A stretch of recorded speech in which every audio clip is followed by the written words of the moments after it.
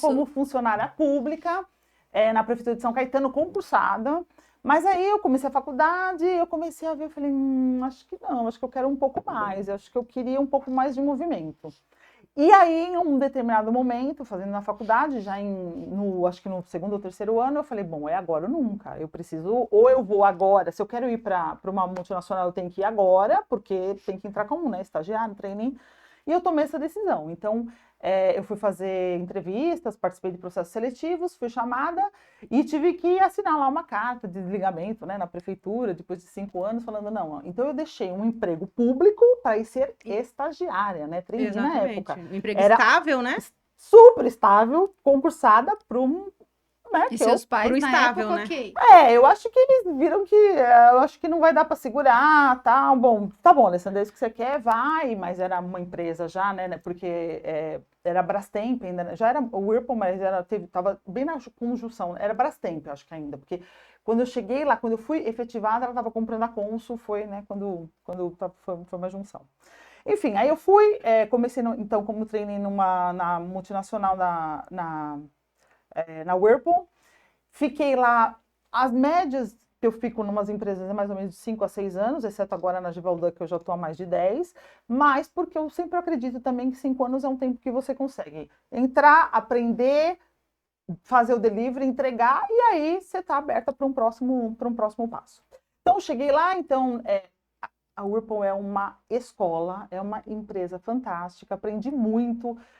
Eu lembro de um projeto que eu comecei novinha ainda, que eu visitei o Brasil todo, era o ressuprimento automático na época, né? Então, a gente lia o estoque dos clientes para entregar, mas na época isso era visionário, porque imagina, nem sei o ano, mas era visionário, porque ainda tinha muita época que você vendia para entregar depois, então, enfim, isso era visionário.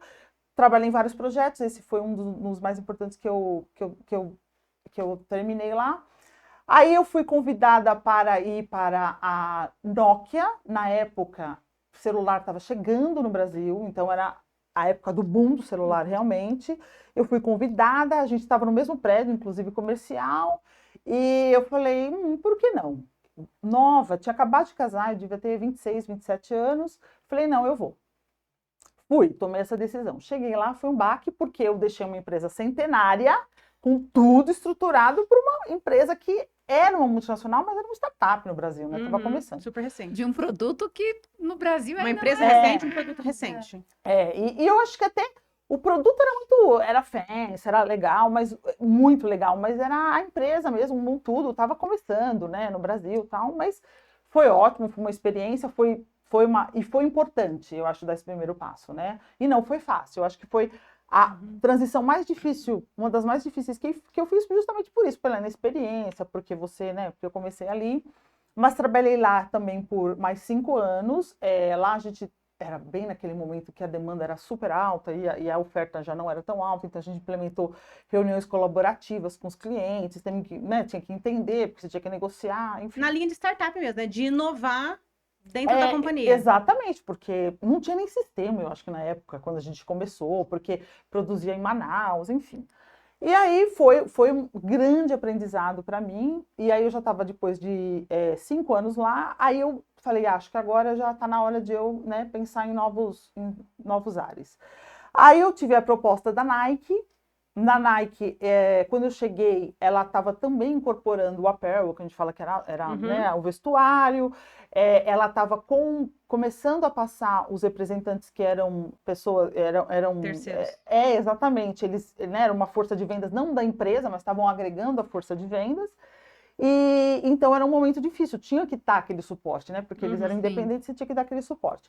Aí eu aceitei o desafio, cheguei lá, também fiquei mais 5 anos na Nike, eu também mudo para vendas, então eu fiquei lá 3 anos na área de CS, Customer Service, Logística, Supply Chain, e aí eu fui para vendas. E em vendas, eu comecei a olhar do lado, e eu sempre gostei muito de diversificar o segmento, né? Porque eu acho que te dá mais flexibilidade. Aí eu falei, bom, em vendas, para onde que eu vou? Vou me especializar em vendas, mas como é que não é? Eu fui para vendas e eu agradeço muito, eu atendi grandes clientes, eu fui para vendas estratégicas, mas eu não era uma pessoa que tinha começado em vendas, né? Deixou legado lá também, tá, gente? Porque eu vivo isso hoje. Mas eu falei assim, eu acho que eu quero novos desafios. Aí, bom, nessa época, sempre assim, Headhunter te liga, você fala, por que não? Aí você começa a conversa com o Headhunter, né? Uhum. Aí vem a proposta, você fala, por que não? Então, aí um Headhunter me ligou e tinha uma proposta da LG, e eu falei, por que não? E aí, então, eu decido, né, mudar para a LG. Foi lá que nós nos conhecemos. E aí eu falei que a média de 5 anos na LG, acho que eu fiquei um pouco menos.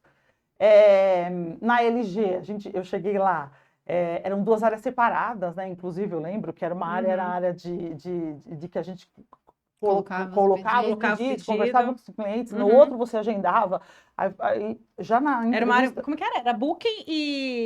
Era Booking book order. order dessa. Era book order, é. aí já tinha proposta de migrar, né? Sim. Eu acho que já foi falado meio na entrevista, não, tá bom, vamos ver. Aí chegamos, aquele avalanche, e aí a gente migrou, né? Eu lembro que nós Juntou fizemos tudo. as migrações. Aí depois de um tempo da LG, um Headhunter também me contactou e era para Givaudan. Era a primeira vez que eu ia trabalhar no B2B, né? Vamos dizer B2B assim maior, porque hoje meus clientes são empresas grandes, multinacionais, maiores do que a própria Givaudan. E aí eu falei, eu vou aceitar o desafio. Então eu comecei lá em 2012, faz mais de 10 anos, como gerente de Customer Care Brasil. Aí, depois de 3 anos, eu incorporei a América Latina. Então, aí eu comecei a ter times na América, em outros países. Depois de um tempo, eu incorporei demanda, também na América Latina. E mais recentemente, há 3 anos, recentemente, é por causa do Covid, há 3 anos, eu incorporei Estados Unidos, porque eram 2 regiões separadas, né, distintas, e com o meu chefe se aposentou, então nós viramos Américas, né, a gente fez um merge, e isso foi em 2000, antes do 2019, né, 2020 que eu comecei. Sim. Aí falaram, bom, nós vamos migrar, e aí, obviamente, tinha 2 posições minhas, uma nos Estados Unidos, outra aqui, mas a gente fiz o processo seletivo. Na época eu pensei seriamente em ficar ou não, porque eu tinha certeza que essa cadeira ia ter que sentar nos Estados Unidos, embora foi um dos pontos que eu conversei, falei, eu não tenho como mudar agora, não é uma coisa que está nos meus planos. Mas não, dá para sentar no Brasil, pode, a gente tem essa ideia, tá tudo bem, porque também tem uma, né, vai cuidar de todos os países. E aí eu tô desde 2020 com as Américas. Então eu também, hoje eu tenho Customer Care e demanda. Das Américas. Então aí eu tenho um time no Brasil, na Argentina, na Colômbia, no México e nos Estados Unidos. Você acha que é pouca coisa, gente? Não, pouca A régua coisa. que só aumenta, é só isso que eu preciso dizer. Mas eu acho que fica mais fácil? Não fica. Só fica mais difícil, né? Eu acho que a carreira é assim, só fica mais difícil. Se você tá pensando que vai ficar mais fácil, não vai ficar mais difícil. Ale, Mas eu a vou gente aprende. super querer entrar no detalhe de como é a tua gestão hoje com tantos países, com tanta diferença cultural e com um único propósito, que é o Customer Care. E eu lembro na LG, a gente tinha